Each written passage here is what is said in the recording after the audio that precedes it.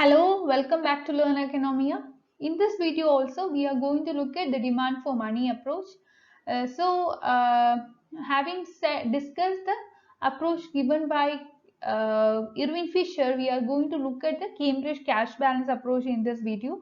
If you haven't watched the video which deals with the approach of Irving Fisher or Fisher's transaction approach to to demand for money, please go and visit or please go and watch that video. I'll be providing the link in the in the description box. You can use that. And having said so, let's come back to the Cambridge cash balance approach. Okay, so this approach by Cambridge School of Thought is considered by is considered as one of the important approaches when we discuss the demand for money. Okay, so this approach is put forward by Cambridge economists like Marshall and Pigou, and this approach to demand for money, it differs from the Fisher's transaction approach in the sense that it places emphasis on the function of money as a store of value. We know that in the case of Edwin Fisher or Fisher's definition of demand for money is with respect to medium of exchange function or transactional money, but here we are looking at the store of value function of money. Okay, money is viewed in the sense that it is considered as a store of value. Now, it is considered to be worth noting that the exchange function of money eliminates the need to barter and solves the problem of double coincidence of what, because we are not dealing with barter system, and barter system is something which deals with the double coincidence of what. We have to meet this double coincidence of wants, then only we can carry forward with the barter system, and here we don't have any problem with this.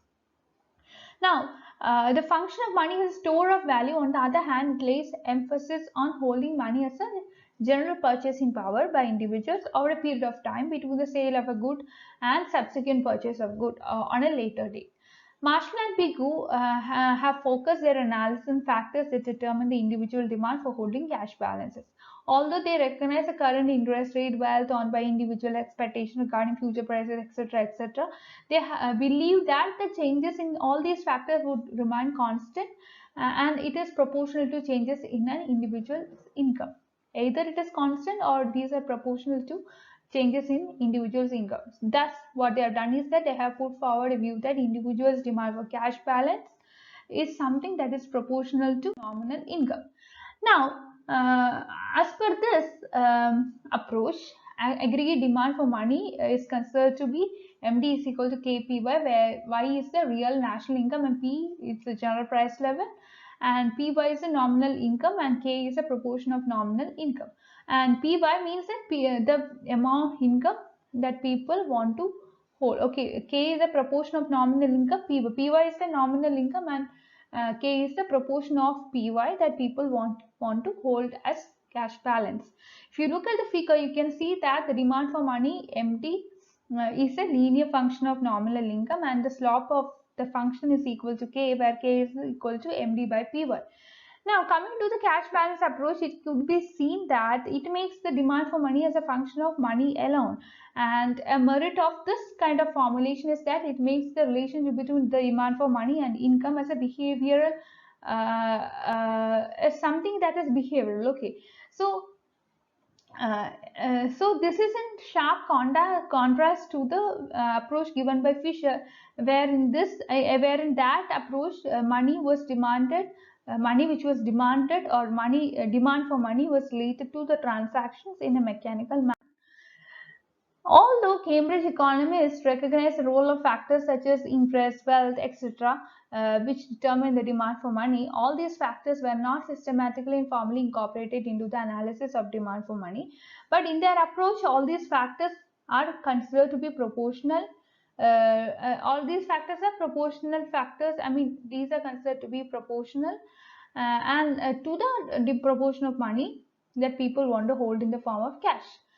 Now, it was James Keynes or John Maynard Keynes who later emphasized the role of all these factors as a rate of interest, expectation regarding future, etc., etc., explicitly in his analysis of demand for money.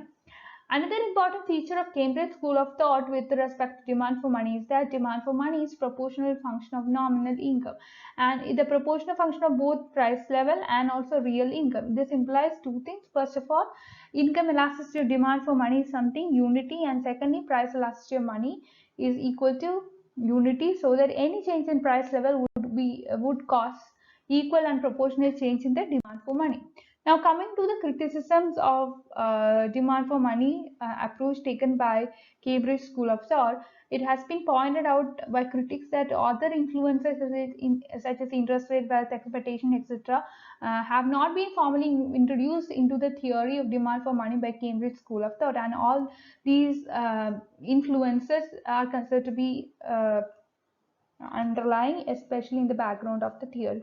And it was Keynes who highlight the influence of interest rate, etc., when it comes to demand for money. And the criticism leveled against this theory is that income elasticity of demand for money may well be different from unity.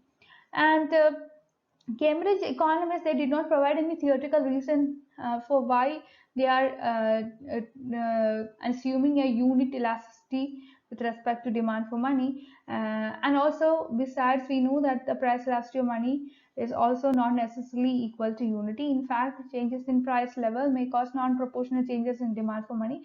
But so on this basis also, the theory has been criticized.